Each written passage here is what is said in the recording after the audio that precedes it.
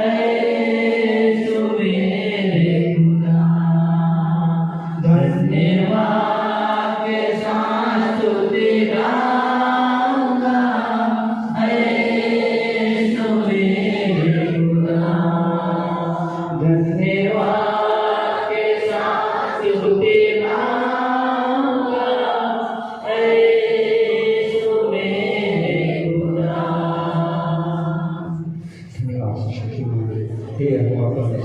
विश्वास करते हैं कि सिर्फ पवित्र आत्मा का आज परमेश्वर रोगियों के लिए प्रार्थना करने जाते हैं। परमेश्वर फिर आग दूसरे परमेश्वर को जी और रोगियों को अच्छा करना कर किसी नाम के इस समय हम पाते हैं विनती यीशु के नाम में आमीन। आइए हम अपने स्थान में बैठ जाएं और उसका 6 और 7 और 8 को हम पढ़ेंगे। अभी केवल 7 तक पढ़ेंगे और उसके बाद में हम 8 को पढ़ेंगे और दूसरे वचनों को भी देखने पाएंगे। हालेलुया। तो एक बार थोड़ा हाथ खड़ा करेंगे। किसके पास की बाइबल है? किसके पास बाइबल है?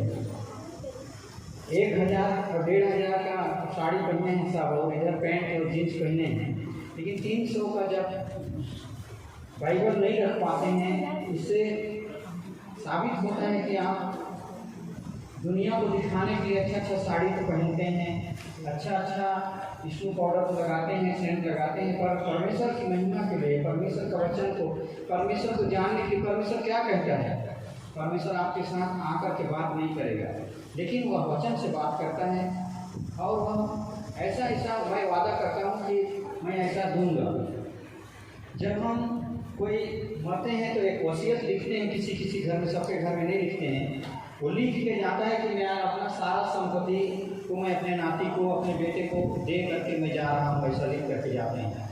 और कोर्ट में जब वो कागज़ को जमा कर देते हैं तो वो कोर्ट वो कागज़ को सही मानता है, कोर्ट और ज़मीन को जिसके नाम में वसीयत किया रहता है उसको दे देते हैं।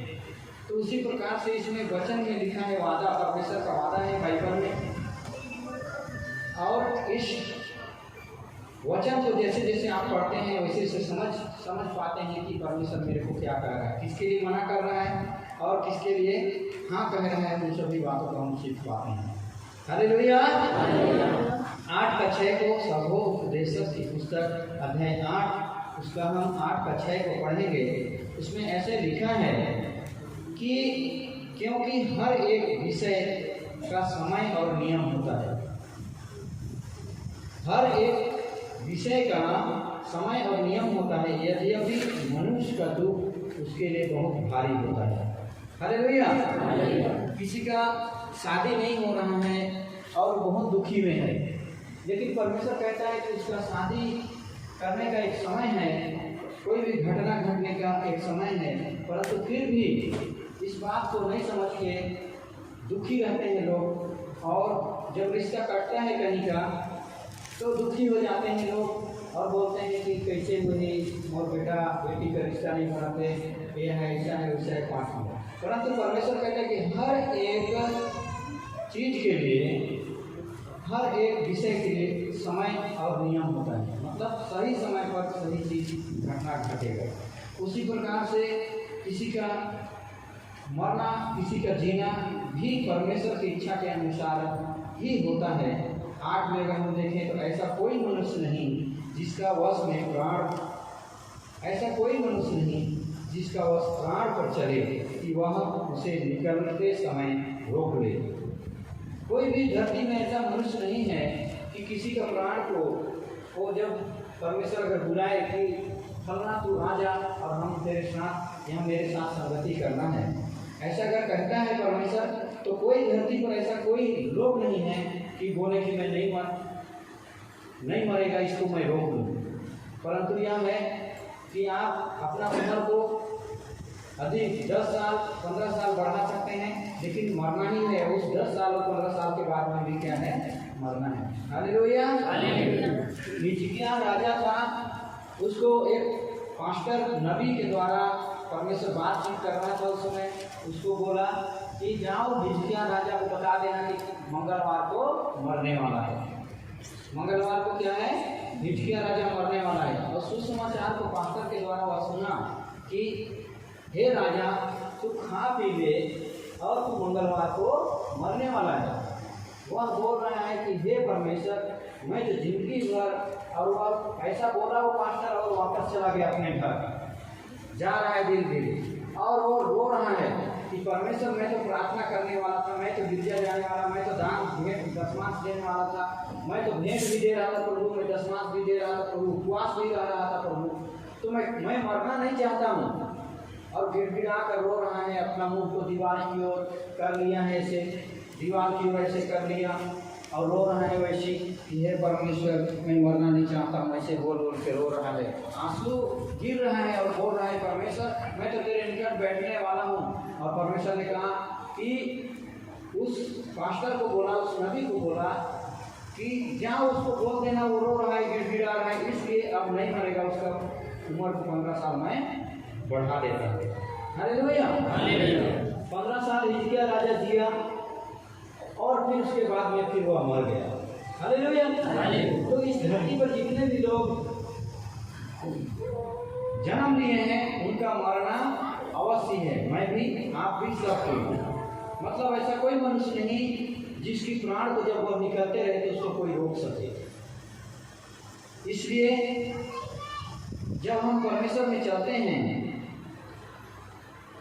तो हम धीरज के साथ चलें और अपने जीवन के लिए, अपने हमारे रहने के लिए, यहाँ पर घर बनाए हैं, यहाँ पर खेती बाड़ी करते हैं, यहाँ पर शादी करते हैं, यहाँ पर बाल बच्चे करते हैं, इसके लिए हमारे लिए कपड़ा खरीदते हैं अच्छा अच्छा, हमारे लिए खाना खाते हैं, हमारे लिए, लेकिन हमको स्वर्ग में भी जाकर के एक घर बनाना है और उसके लिए तैयारी आज से और अभी से ही करना है।